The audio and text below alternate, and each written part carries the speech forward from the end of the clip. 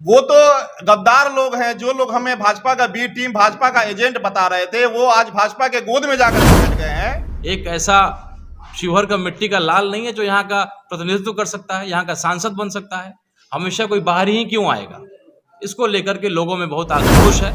इस बार अक़लियत जाग रही है। उन्होंने ठान लिया है कि अगर विधानसभा में के चुनाव में अपना अधिकार चाहिए, 17% सीटें चाहिए, तो लोकसभा की कुछ सीटों पे आपको जवाब देना पड़ेगा। लोग शिवहर के राजपूत हैं, शिवहर की मिट्टी के राजपूत हैं। अब सहरसा के राजपूतों का मुझे नहीं मालूम, लेकिन शिवहर की मिट्टी के राजपूत दलित और अक़लियत को लेकर के हम लोगों ने शुरुआत किया, अपनी बुनियाद राजनीति की रखी है। क्या आप भी अच्छे डॉक्टर से बेहतर इलाज ढूंढ रहे हैं? अगर हाँ, तो डाउनलोड करिए बीगो हेल्थ ऐप और कराएं सही डॉक्टर से सही इलाज, वो भी बिना किसी परेशानी के।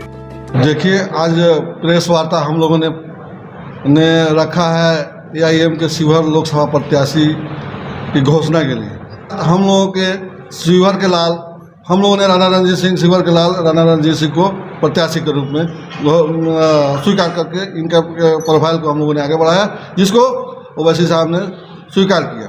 इसके लिए मैं पार्टी के प्रदेश अध्यक्ष अख्तरुल इमाम आदिल हसन साहब का धन्यवाद करता हूं। ऑल इंडिया मजलिस इत्तेहादुल मुस्लिमीन, जिसके ऊपर ये आरोप आज तक लगता रहा है कि वो सिर्फ मुसलमानों की बात रखती है, तो आज आपके सामने है कि बिहार का सबसे हॉट सीट जो शिवहर लोकसभा है, यहाँ से शिवहर का ही बेटा राणा रंजीत हमारे प्रत्याशी होंगे, जो राजपूत समाज से आते हैं। और शिवहर की सेवा में पिछले 2.5 वर्षों से आप लोगों ने देखा है कि शिवहर की हर जनता के पास इनका आना जाना होता रहा है, और ये हम लोगों के लिए फ़ख्र की बात है। और पार्टी के जितने मजलिस के लोग हैं वो एक एक डोर तक जाएंगे और शिवहर लोकसभा हम लोगों का फतह होगा इंशाल्लाह।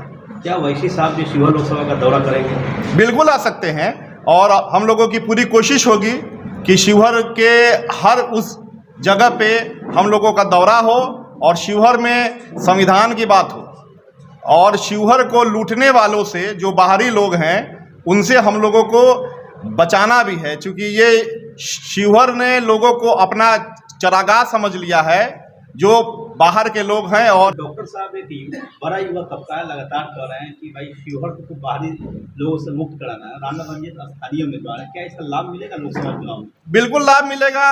राणा रंजीत जी किसी परिचय के मोहताज नहीं। इनके फादर स्वर्गीय सीताराम बाबू इसी क्षेत्र के सांसद रहे हैं, और उनका अक्स इनमें अक्सर आप लोगों को देखने को जो है कि मिलता है।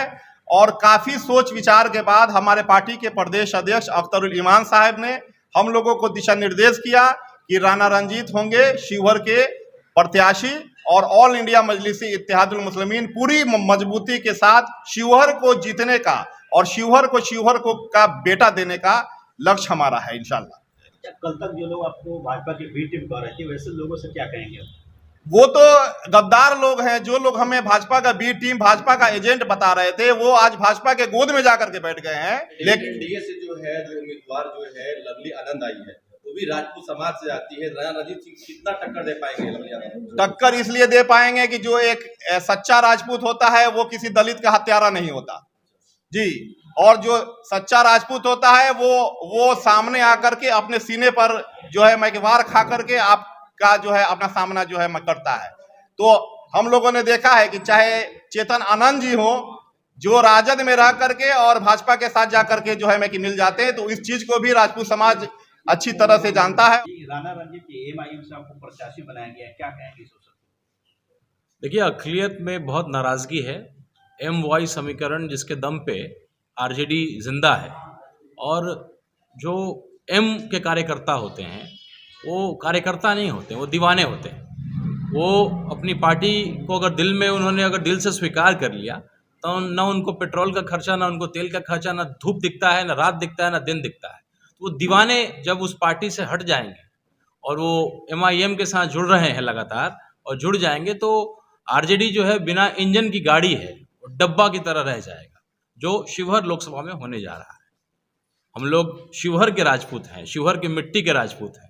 अब सहरसा के राजपूतों का मुझे नहीं मालूम, लेकिन शिवहर की मिट्टी के राजपूत दलित और अक़लियत को लेकर के हम लोगों ने शुरुआत किया, अपनी बुनियाद राजनीति की रखी है, और जो है अंतिम दम तक जो है इस लड़ाई को हम लोग लड़ते रहेंगे। क़यामत की रात तक हम लोग इस लड़ाई को लड़ेंगे, जीतेंगे। और अक़लियत बहुत नाराज़ है, उनके साथ बहुत गलत हो रहा है।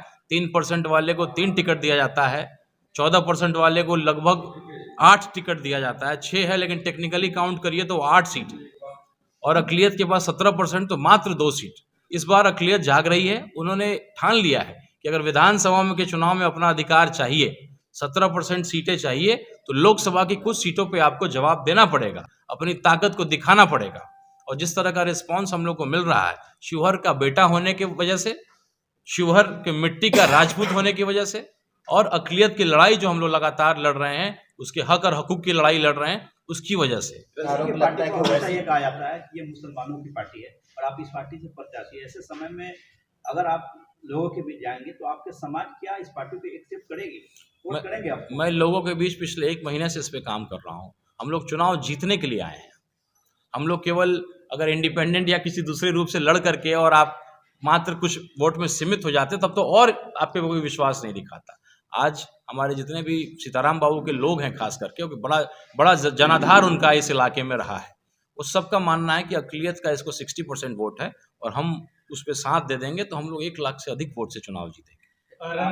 आप जहाँ पे एक राजपूत है, ओवैसी साहब जहाँ मुसलमान है, वो हमेशा कटाक्ष करते रहते हैं हिंदू पर, इस पर कैसे देखिएगा, आप कैसे वोट मांगिए? देखिए, ऐसा नहीं है, वो चुनाव में तरह तरह का परिस्थिति के हिसाब से लोग उसको इस्तेमाल करते हैं। अगर उनको तकलीफ होती तो हिंदू के बेटा को टिकट क्यों देते?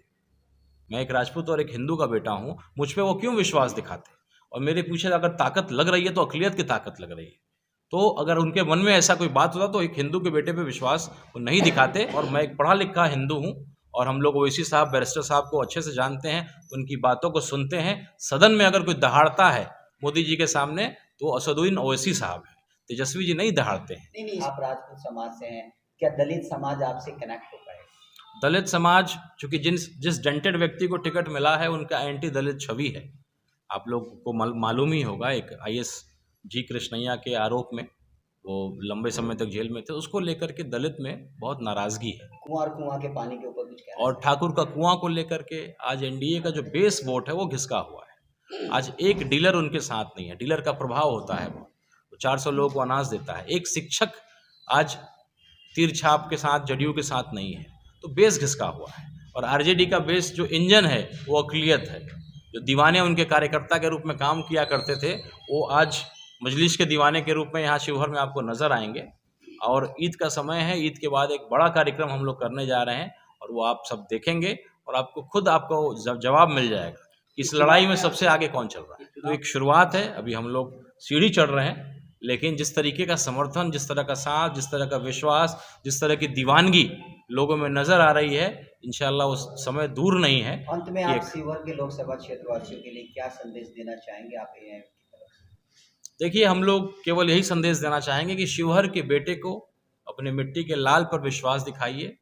उस पर आपका अधिकार है, आप उसको डांट सकते हैं, आप उसको फटकार सकते हैं, आप उससे झगड़ सकते हैं, आप उस पर अपना अधिकार मान सकते हैं। बगल में घर है मेरा, अधिकार से आप आ सकते हैं। तो कभी भी आपका घर का बेटा आपका घर का ही होगा। और दूसरा ये कि अपनी ताकत, अक़लियत दिखाए, नहीं तो जो बच्चा रोता नहीं है उस बच्चे को माँ भी दूध नहीं देती। तो इस समय आ गया है कि अपनी ताकत को एक बार हम लोग दिखा दें, ताकि विधानसभा में आपको अधिकार मिले, आपका हक मिले।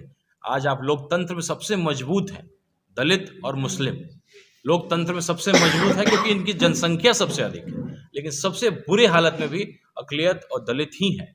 क्या आप भी अच्छे डॉक्टर से बेहतर इलाज ढूंढ रहे हैं? अगर हाँ, तो डाउनलोड करिए बीगो हेल्थ ऐप और कराएं सही डॉक्टर से सही इलाज, वो भी बिना किसी परेशानी के।